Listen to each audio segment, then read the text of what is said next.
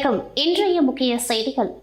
புதுச்சேரி மத்திய பல்கலைக்கழகத்தில் கடந்த சில நாட்களாகவே பல்வேறு பாலியல் புகார்கள் வந்த வண்ணம் உள்ளது. இந்நிலையில் அது குறித்து நடவடிக்கை எடுக்க வலியுறுத்தி மாணவர்கள் பல்கலைக்கழக வளாகத்தில் போராட்டத்தில் ஈடுபட்ட நிலையில் நள்ளிரவு தடியடி நடத்தி அவர்களை காவல்துறையினர் கைது செய்துள்ளனர். மாணவர்களின் கோரிக்கை பாலியல் புகார்கள் குறித்து விசாரிக்க குழு அமைக்க வேண்டும் என்பதுதான். இவ்விவகாரத்தில் மாணவர்களின் வாழ்க்கை பாதிக்கக்கூடாது, அவர்களை உடனடியாக விடுவிக்க வேண்டும் என்பதுதான் எங்கள் கோரிக்கை.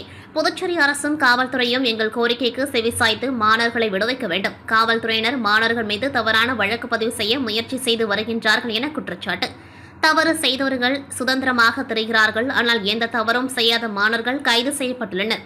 இதனை தேசிய மக்கள் மன்றம் சார்பில் வன்மையாக கண்டிக்கின்றோம் என்று தேசிய மக்கள் மன்ற தலைவர் ரீகன் ஜான்குமார் தெரிவித்துள்ளார்.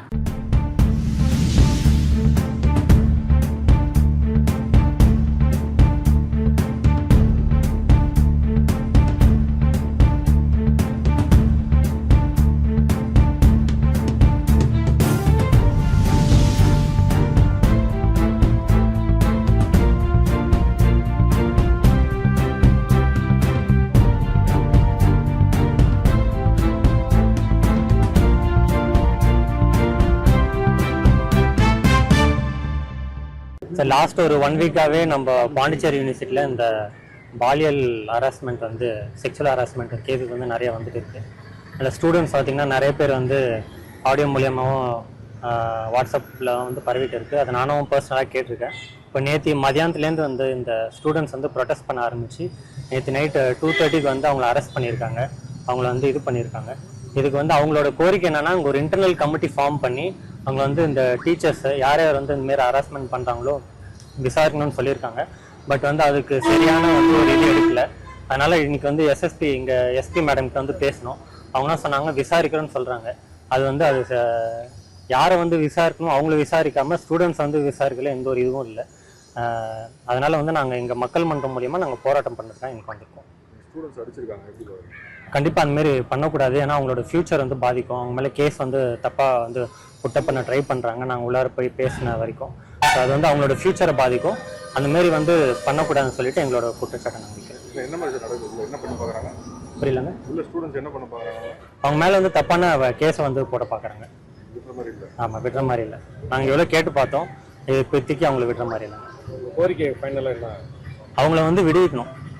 அப்படி இல்லைன்னா நாங்கள் வந்து பாண்டிச்சேரி ஃபுல்லாக நாங்கள் வந்து ப்ரொடெஸ்ட் பண்ணுவோம் எல்லா தொகுதியும்.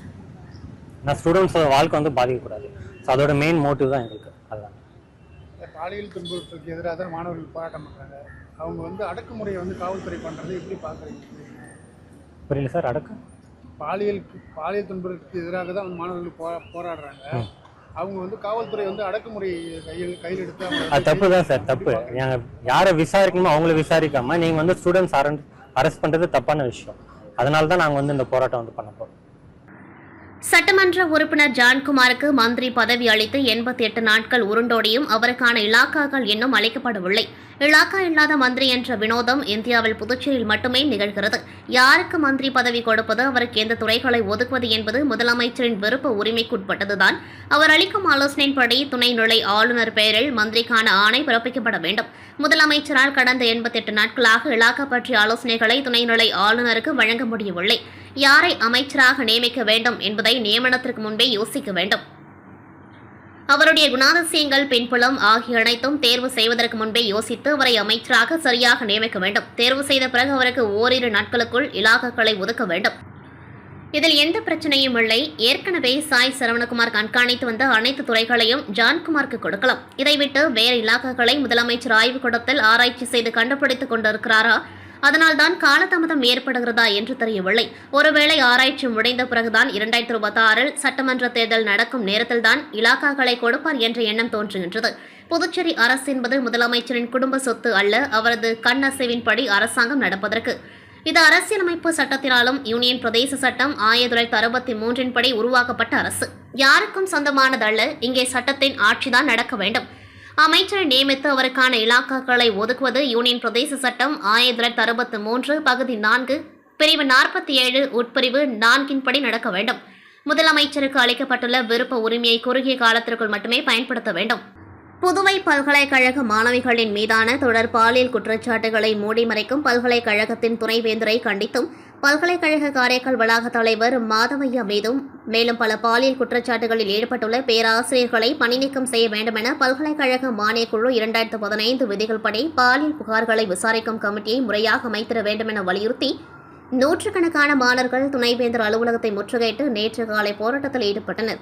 நேற்றிரவு வரை தொடர்ந்த போராட்டத்தில் ஈடுபட்ட மாணவர்களை காவல்துறையினர் ஷூ காலால் எட்டி உதைத்து தலைமுடி பிடித்திழுத்து மாணவர்களை அச்சுறுத்தி அறப்போராட்டத்தை நீர்த்து போக செய்ய காவல்துறை மூலம் அடக்குமுறையை ஏவிட்டிருக்கும் பாண்டிச்சேரி பல்கலைக்கழகத்தையும் மாணவர்களை ரவுடிகளைப் போல மோசமாக நடத்திய காலாப்பேட்டை காவல்துறையினரையும் வன்மையாக கண்டிக்கின்றோம். காரைக்கால் மாவட்டம் கோட்டுச்சேரிமேடு மீனவ கிராமத்தை சேர்ந்த சிவராமன் என்பவருக்கு சொந்தமான விசைப்படகில் மீன்பிடிக்க சென்ற 17 மீனவர்களை நேற்று இலங்கை கடற்படை படகுடன் கைது செய்தது. இதனை அடுத்து மத்திய மாநில அரசுகள் உடனடியாக தலையிட்டு மீனவர்களை விடுதலை செய்யவும் படகுகளை விடுவிக்கவும் அப்பகுதி மீனவர்கள் கோரிக்கை விடுத்திருந்தனர். இந்நிலையில் இலங்கை கடற்படையால் கைது செய்யப்பட்ட மீனவர்களின் குடும்பத்தினர்களை நெடுங்காடு கோட்டுச்சேரி தொகுதி சட்டமன்ற உறுப்பினர் சந்திர பிரியங்கா மற்றும் மாவட்ட ஆட்சியர் ரவி பிரகாஷ் ஆகியோர் நேரில் சந்தித்து ஆறுதல் தெரிவித்தனர். அப்பொழுது சட்டமன்ற உறுப்பினர் மற்றும் மாவட்ட ஆட்சியிடம் தங்களது குடும்பத்தாரை விடுவித்து படகுகளை மீட்டுத்தர மீனவ பெண்கள் கண்ணீர் மல்க வலியுறுத்தினர். கடந்த 15 நாட்களுக்கு முன்பு இலங்கை கடற்படையால் கைது செய்யப்பட்ட மீனவர்களின் குடும்பத்தார்களையும் சந்தித்து ஆறுதல் தெரிவித்தனர். தொடர்ந்து செய்தியாளர்களை சந்தித்த சட்டமன்ற உறுப்பினர் சந்திர பிரியங்கா புதுச்சேரி துணைநிலை ஆளுநர் மற்றும் முதலமைச்சரிடம் பேசி மத்திய அரசை வலியுறுத்த உள்ளதாகவும் இது உள்நாட்டு பிரச்சினை இல்லை எனவும் இது இரு நாட்டு சம்பந்தப்பட்ட பிரச்சினை என்பதால் முதலமைச்சர் மூலம் இரு நாட்டு அரசுகளும் பேச்சுவார்த்தை மூலம் தீர்வு காண மத்திய அரசை வலியுறுத்துவோம் என்று தெரிவித்தார். இது கிட்டத்தட்ட 10 ஆண்டுகளா நான் பாலிடிக்ஸ் வந்ததுக்கு அப்புறமும் இதை நம்ம பார்த்துக்கிட்டே தான் இருக்கோம். எங்களுக்கு ஒரு வாட்டியும் இந்த மாதிரி இலங்கை கடற்படையால் நம்மளுடைய மீனவர்கள் காரைக்கால் மீனவர்கள் பிடிபடும் போது அவங்களுக்கு ஆறுதலாக சொல்லிட்டு இருக்கோம். இப்போ கூட நான் கலெக்டர் சார்ட்ட சொல்லிட்டு இருந்தேன், நம்மளுடைய மாண்புமிகு முதல்வர் ஐயா அவர்கள்ட்டையும் நாங்கள் பேசியிருக்கோம். இதுக்கு ஏதாவது நம்ம சென்ட்ரல் கவர்மெண்ட் கிட்ட பேசணும். ஏன்னா இது நடந்துகிட்டே தான் இருக்கு. நம்மளுடைய மீனவர்கள் கஷ்டப்படுறாங்க. அதை விட வீட்டுல பெண்களை பார்க்கவே முடியல. அவங்களும் அவ்வளோ கஷ்டப்படுறாங்க. ஏன்னா ஒரு 15 நாள் 20 நாள் ஒரு வீட்டுல கணவர் இல்லைன்னா எவ்வளவு கஷ்டங்கிறது தெரியும். ஸோ அதனால அவங்கள உடனடியா மீட்கிறதுக்கு இப்போ நம்ம அலைன்ஸ் கவர்மெண்ட்ல இருக்கோம். ஸோ கண்டிப்பா நம்ம சென்ட்ரல் கவர்மெண்ட்ல இன்னும் ஸ்ட்ராங்காவே கேட்கலாம். எங்களுக்கான மக்களுக்கான ஒரு கேள்வியா தான் இது இருக்கு. ஸோ கண்டிப்பா நம்ம அவங்கள மீட்கிறதுக்கும், அதை விட முக்கியம் அவங்க வந்ததுக்கு அப்புறம் அவங்களுடைய பொருட்கள், அதாவது அவங்களுடைய பொருளாதாரமே அதுலதான் போட்டு வச்சிருக்காங்க. அந்த படகுகளை மீட்கணும் அப்படிங்கிறதையும் கேட்கணும், ஸ்ட்ராங்கா கேட்கணும் அப்படிங்கிறது தான் நாங்க இப்போ சிஎம் கிட்டையும் வலியுறுத்தி இருக்கோம். சிஎம்மும் கண்டிப்பா இதை நான் பேசுறேன், கடிதமா எழுதுறேன் அப்படின்னு சொல்லியிருக்காங்க. நிச்சயமா எங்களுடைய மக்கள் வாழ்வாதாரத்துக்கு எந்த கெடுதலும் இல்லாம எங்களுடைய அரசாங்கம் கண்டிப்பா ஸ்ட்ராங்கா நிப்போங்கிறத இந்த இடத்துல சொல்லிக்கிறோம். உலக மனநல தினத்தை முன்னிட்டு இன்று காலை 9:30 மணியளவில் கடலூர் டவுன்ஹால் அருகே மனநலம் தொடர்பாக பொதுமக்களுக்கு விழிப்புணர்வு ஏற்படுத்தும் வகையில் மாவட்ட ஆட்சித்தலைவர் CB ஆதித்ய செந்தில்குமார் அவர்கள் பேரணியை கொடியசைத்து துவக்கி வைத்தார். இந்த நிகழ்ச்சியில் ஏராளமான மருத்துவ பொதுநல அமைப்புகள் பங்கேற்றன. இந்த ஊர்வலமானது கடலூர் மஞ்சக்குப்பம் டவுன்ஹால் அருகில் உள்ள சாலையிலிருந்து புறப்பட்டு சென்று உட்லண்ட்ஸ் ஹோட்டல் வரையில் சென்று மீண்டும் கடலூர் மாவட்ட அரசு மருத்துவமனையில் இந்த நிகழ்ச்சி முடித்து வைக்கப்பட்டது. இந்த பேரணியில் 100க்கும் மேற்பட்டோர் கலந்து கொண்டார்கள்.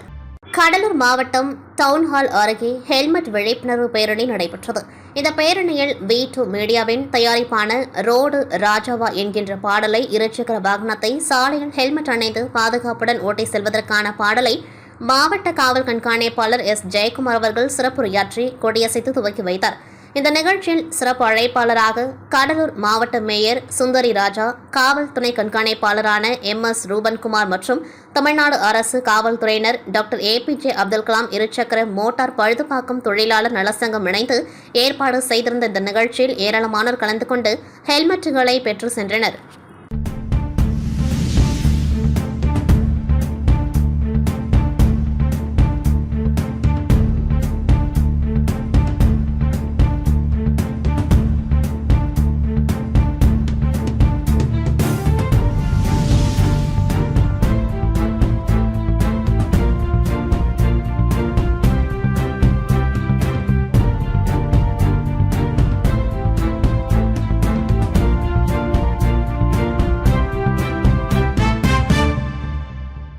புதுச்சேரி ஊசடு தொகுதிக்குட்பட்ட பத்துக்கன் பகுதியில் ஊசடு ஏரி அதிக நீர் வெளியேற்றும் வாய்க்கால் மற்றும் தொழுக்கன் வஞ்சல் கதவணையில் சேதமடைந்த கதவணை அமைப்பை மாற்றியமைக்கும் பணிக்கான பூமி பூஜை நடைபெற்றது. நிகழ்ச்சியில் தொகுதி சட்டமன்ற உறுப்பினரும் முன்னாள் அமைச்சருமான சாய் சரவணகுமார் 14,84,910 ரூபாய் செலவில் சேதமடைந்த கதவணை சீரமைக்கும் பணிக்கான பூமி பூஜை செய்து துவக்கி வைத்தார். நிகழ்ச்சியில் நீர்ப்பாசன கோட்ட செயற்பொறியாளர் ராதாகிருஷ்ணன், உதவி பொறியாளர் லோய் பிரகாசம், இளநிலை பொறியாளர் சிரஞ்சீவி, ஒப்பந்தக்காரர் சுதேஷ் மற்றும் பாஜக பிரமுகர்கள், ஊர் பொதுமக்கள் திரளாக கலந்து கொண்டார்கள்.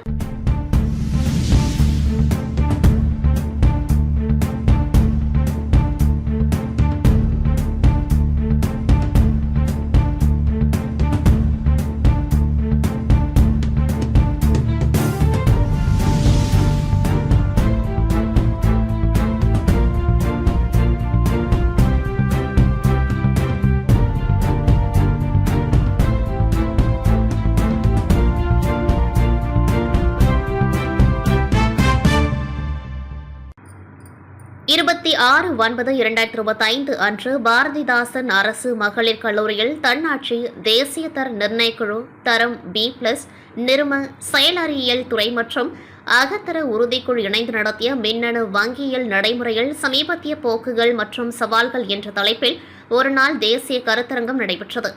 நிகழ்ச்சியின் துவக்க விழாவில் கல்லூரி முதல்வர் முனைவர் வீரமோகன் அவர்கள் தலைமை உரையும், அகத்தர உறுதிக்குழு ஒருங்கிணைப்பாளர் முனைவர் KS சுரேஷ் அவர்கள் நோக்கு உரையும், நிறுமத்துறை செயலறியல் முனைவர் VK சோமசுந்தரம் அவர்கள் வாழ்த்துரை வழங்கினர். தலைவர் இத்துவக்க விழாவில் கடலூர் மாவட்ட பாரத ஸ்டேட் வங்கி மஞ்சக்குப்பம் கிளை தலைமை மேலாளர் பரணிதரன் சிறப்பு விருந்தினராக கலந்து கொண்டு துவக்க உரை ஆற்றினர். இக்கருத்தரங்கின் முக்கிய நிகழ்வாக பல்வேறு வல்லுநர்களின் ஆய்வுக் கட்டுரைகள் உள்ளடக்கிய தொகுப்பு புத்தகம் வெளியிட செய்யப்பட்டது.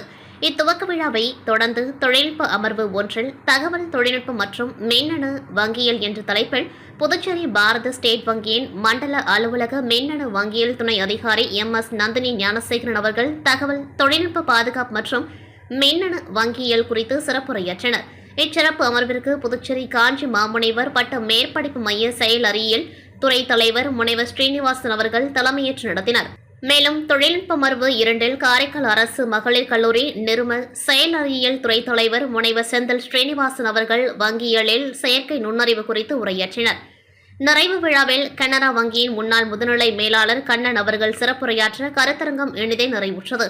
இத்தேசிய கருத்தரங்கிற்கு கருத்தரங்க அமைப்பு செயலாளர் முனைவர் ராஜலட்சுமி மற்றும் ஒருங்கிணைப்பாளர் முனைவர் திலகா தர்மராஜன் ஏற்பாடு செய்ய துறை பேராசிரியர்கள் முனைவர்கள் பத்மநாபன், விஜயலட்சுமி, மரிய இணைகோ, காயத்ரி மற்றும் ஷாகுல் ஹமீத் ஆகியோரும் துறை மாணவிகளும் கருத்தரங்கம் சிறப்பாக நடைபெற மிகவும் உறுதுணையாக இருந்தனர். இத்துடன் செய்திகள் நிறைவடைகின்றது. நன்றி, வணக்கம்.